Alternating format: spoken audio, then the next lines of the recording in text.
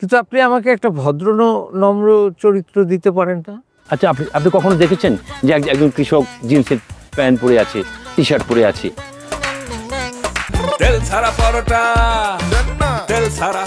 তো আপনার নামটা মাসুদ বিন করিম না? জি, মাসুদ বিন করিম।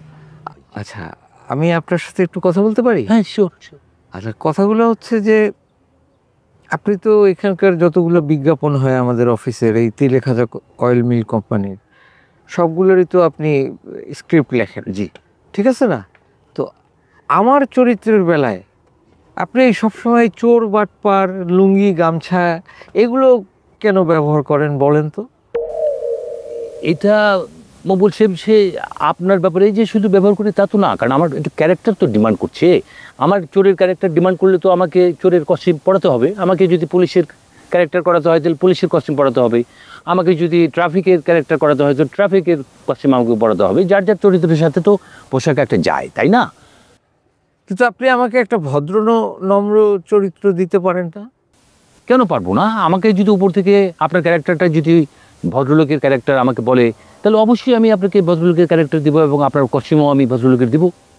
সেটা আপনি ওনাদেরকে বুঝিয়ে বলবেন এবং সেভাবেই আপনি আমার এরপর থেকে আমার চরিত্রগুলো সাজাবেন। এই চোর বাটপার আমি আর করব না। আচ্ছা, আপনি আপনি কখনো দেখেছেন যে একজন কৃষক জিন্সের প্যান্ট পরে আছে, টি শার্ট পরে আছে? দেখতে কেমন লাগবে? দেখতে তো চোখ নেবে না? আপনি কি বাংলা কথা বোঝেন? আমি তো আপনার সাথে বাংলা কথাই বলছি। তাহলে আমি কি বলতেছি আপনি এগুলো বুঝতেছেন না? হ্যাঁ, বুঝতে পারিছি। আপনি চোর বাটপারের ক্যারেক্টারও করবেন না, তার কস্টিউমও আপনি পরবেন না। আমি এগুলো তো সহজভাবে আমি বুঝতে পেরেছি, এটা জটিলতার কিছু নেই। ভদ্রলোক লাগবে না, আমার একটু মানে যেটাকে বলে শালীন একটা চরিত্র আপনি আমাকে স্ক্রিপ্টে করবেন আর কি, যেটাতে আমার একটা শালীন চরিত্র থাকে। অত ভদ্র টদ্র হওয়ার দরকার নেই আমার। না, শালীনতা মানেই ভদ্রলোকের।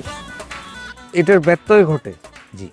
এর লেকটা দেখছেন? হ্যাঁ, দেখেছি। মানে এখানে আমি সাঁতারও কেটেছি। সাঁতার কাটতে হবে না। কেন? আপনি যদি আমার এই কথার ব্যত্যয় করেন, হ্যাঁ, আমি আপনাকে গলা টিপে মেরে তারপরে 20টা ইট দিয়ে বেঁধে এমনভাবে ফেলে রাখবো আপনার লাশও কোনোদিন ভেসে উঠবে না। হ্যাঁ, আপনি ভুল জায়গায় কথাটা বলেছেন, কারণ আপনার আমার সম্পর্কে আপনার কোনো ধারণা নেই। কারণ আমিও যদি চাই তাহলে আপনার মতো লোককে আমি এখানে তো ডুবাবো না। এর হাজার হাজার ফিট গর্তের ভিতরে আপনি চুপচাপ এভাবে বসে থাকবেন। আপনি জানেন, দেখে বুঝতে পারবেন না।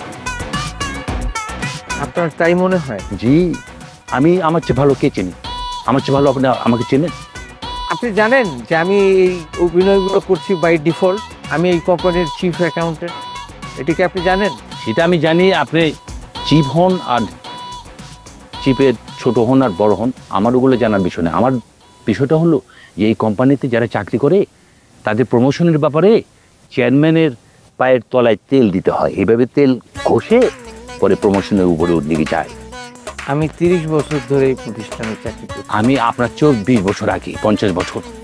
আমার বয়স এখন 64, 12 বছর বয়স থেকে আমি এই কোম্পানিতে। তাহলে আমার চেয়ে ভালো আপনি কি করে? আমারও 62। তো আপনি আমাকে এইসব হাইকোর্ট দেখাইতে আসেন? না না, হাইকোর্টে আমি কাউকে। আর আমি কাউকে কোনোদিন তেল মেরে চাকরি, আমি নিজের যোগ্যতায় আজকে চিফ অ্যাকাউন্ট। হ্যাঁ, নিশ্চয়ই। আমি তো, আপনি শুধু আপনার গায়ের উপরে নিচ্ছেন কেন? আমি বলছি এই কোম্পানির। এই যে তেলের কথাটা আপনি হঠাৎ করে কেন আনলেন এখানে? কারণ সবাই তেল দেয় চেয়ারম্যানের। আপনাকে না কি আমাকে আসলে ভদ্রভাবে বোঝানো যাবে না। তাহলে তো অভদ্রভাবে বুঝাতে হবে। এটাই ভাবছি। সেটা আমিও ভাবছি।